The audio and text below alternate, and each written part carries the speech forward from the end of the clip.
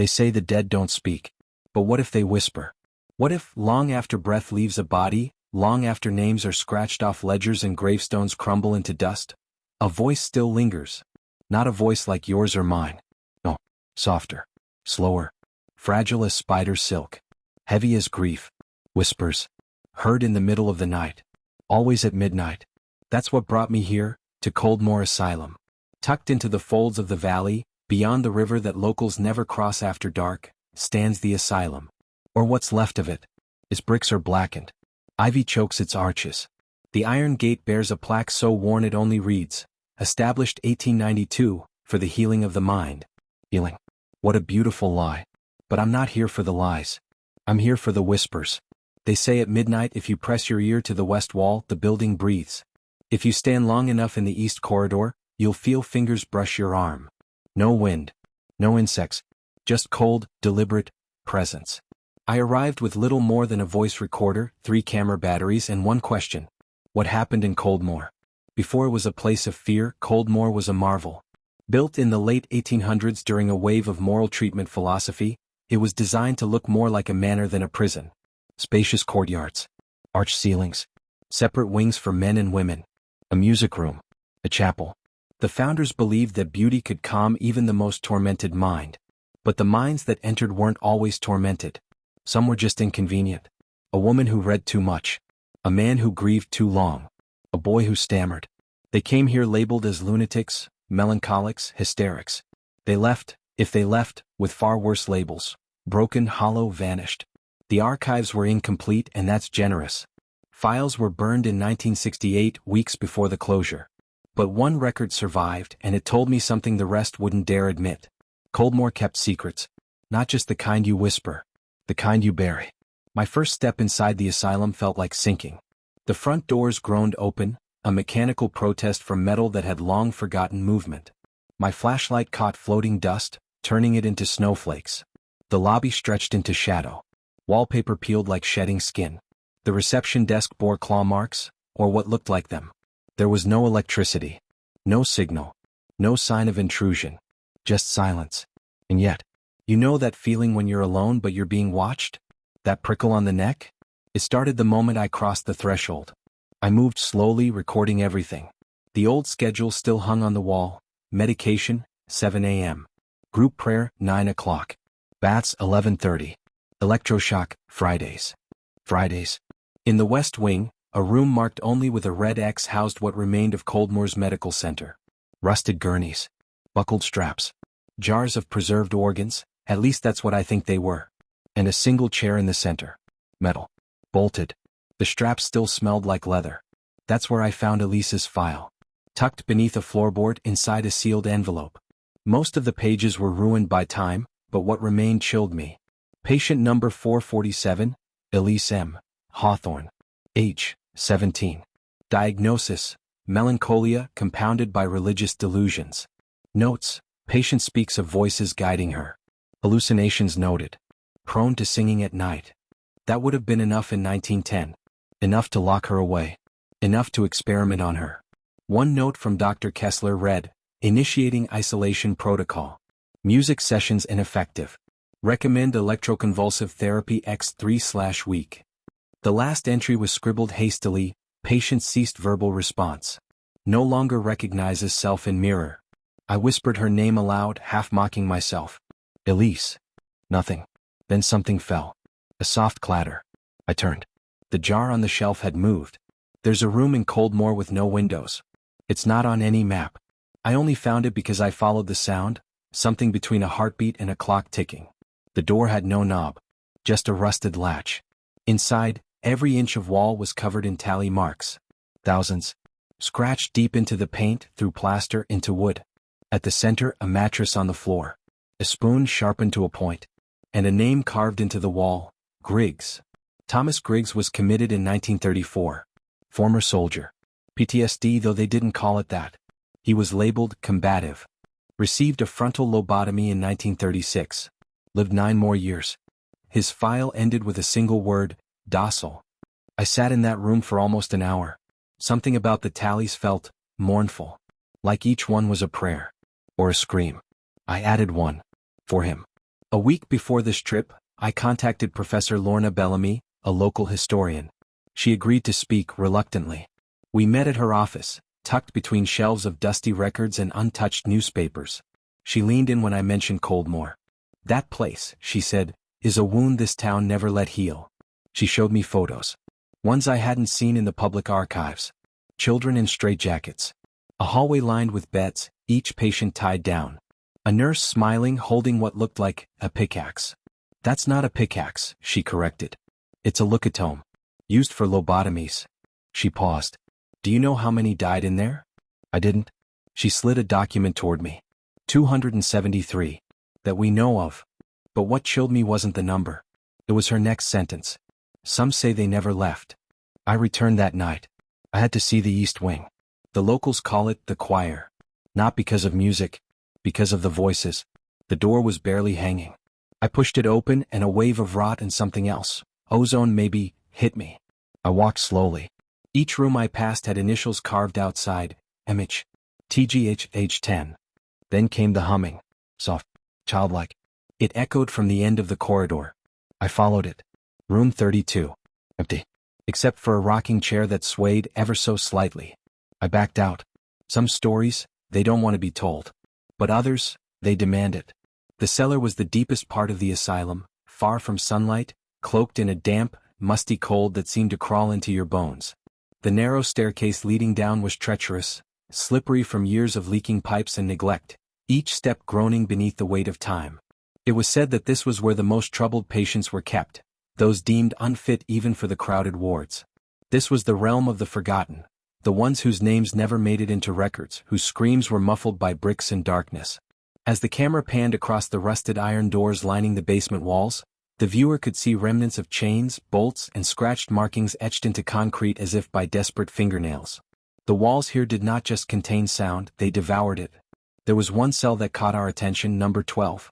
Unlike the others, it had a strange symbol carved into the door, something not easily explained, an ancient-looking sigil that resembled both a flower and an eye.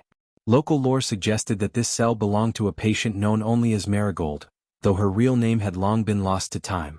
She was rumored to have been a child prodigy with a photographic memory and a mind prone to hallucinations.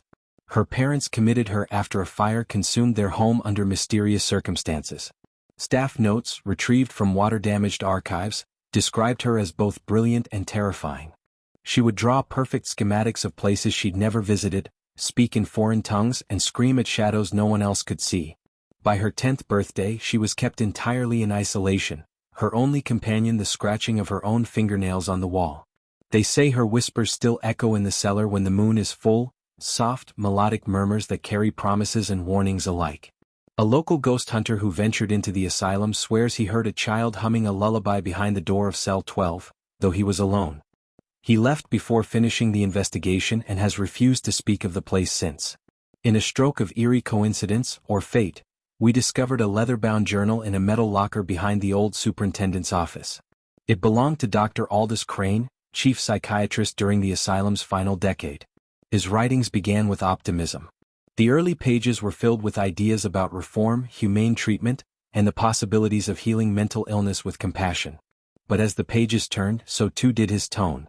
He wrote of administrative pressure, underfunding, and increasing numbers of patients being delivered with little to no paperwork. He documented what he called the descent, a period when his staff began quitting or disappearing, when the patients seemed to grow increasingly violent, as though affected by something unseen. One entry read, "They scream at night, not in pain but in fear." The same word again and again, "Watcher." What is it they see that we cannot? Another entry, days before his disappearance. "I heard it last night. A voice that wasn't mine whispering from my office mirror. I see their eyes in my dreams, hollow, endless, waiting. This place is not a hospital. It is a mouth. And we are all inside it." Dr. Crane was never found. Some believed he fled, unable to handle the asylum's decay. Others whispered he had become part of the very phenomenon he tried to document. The third-floor wing was dubbed Lobotomy Row by former staff, a grim corridor where dozens of patients underwent the infamous transorbital lobotomy. The tools were still there, ice picks, mallets, cracked surgical trays, all covered in rust, frozen in time. Lobotomies were once heralded as a miracle cure for mental illness, a way to pacify the violent and provide peace to the disturbed.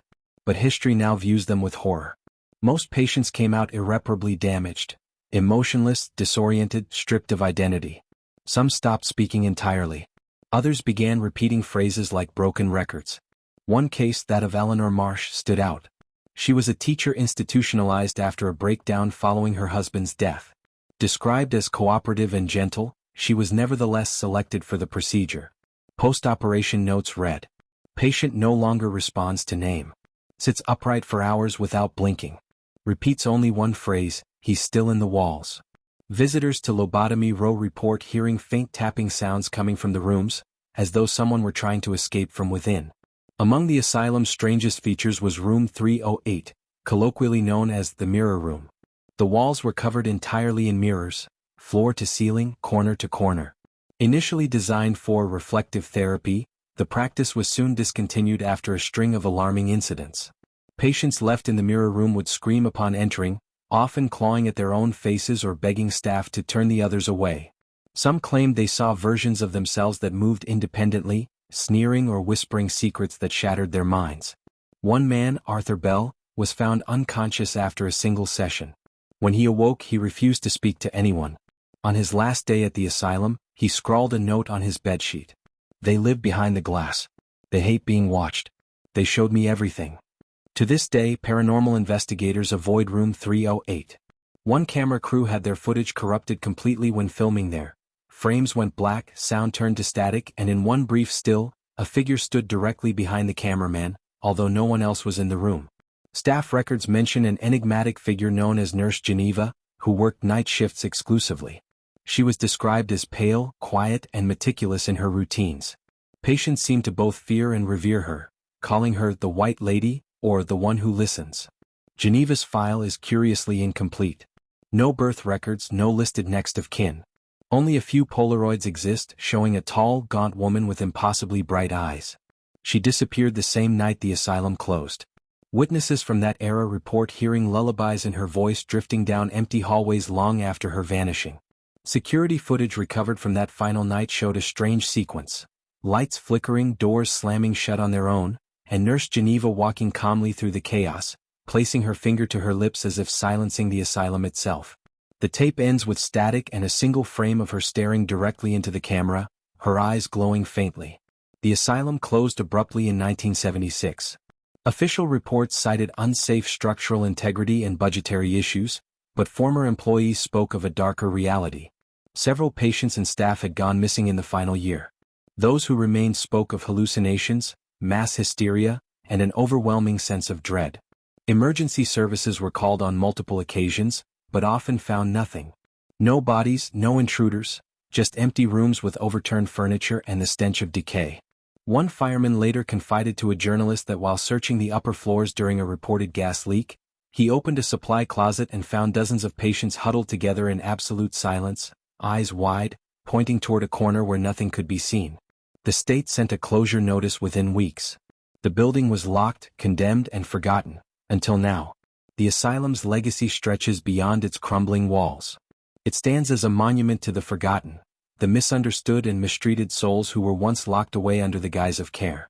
Its whispers still echo in the collective memory of the town, a reminder of a time when fear replaced compassion, and silence was considered treatment. In telling these stories, we aim not only to chill the spine but also to awaken empathy. Mental illness is not a horror to be hidden, but a human condition to be understood. The past must not be buried beneath dust and ruin, but acknowledged so we do not repeat its mistakes. If you listen closely tonight, wherever you are, you might hear it. The faint hum of a lullaby, the rustling of unseen movements, the midnight whispers of those who were once caged in silence, finally telling their stories. If this journey through the asylum moved you, let it be more than a tale told in the dark. Let it be a spark. Educate yourself on the history of mental health care. Support those still fighting stigma today. Share this video. Speak their names. And remember, some whispers are meant to be heard. They say silence is the loudest sound. And here, standing at the threshold of the old asylum one final time, the silence speaks volumes. Of pain, of longing, of stories clawing at the edge of memory. As I turn my back on the towering silhouette of stone and shadow, I carry more than just footage, photographs, or interviews. I carry the voices that time forgot. Voices of patients lost in the machinery of early psychiatry. Voices of nurses and doctors who perhaps believed in what they were doing, or simply obeyed orders louder than their conscience. And, perhaps most tragically, voices that never got to speak for themselves. The whispers still echo in my ears, sometimes a name, sometimes a cry, sometimes nothing at all. Just a feeling heavy and hollow, as though the very walls breathe grief. There was Henry, the gentle soul with trembling hands who longed for his mother. Clara, who only wanted to paint but was deemed hysterical. The twins who never made it to adulthood, who now run unseen through the halls. And Dr. Whitlow, who may have crossed a line in his pursuit of science, or redemption. The asylum, now sealed and left to rot, becomes more than a building.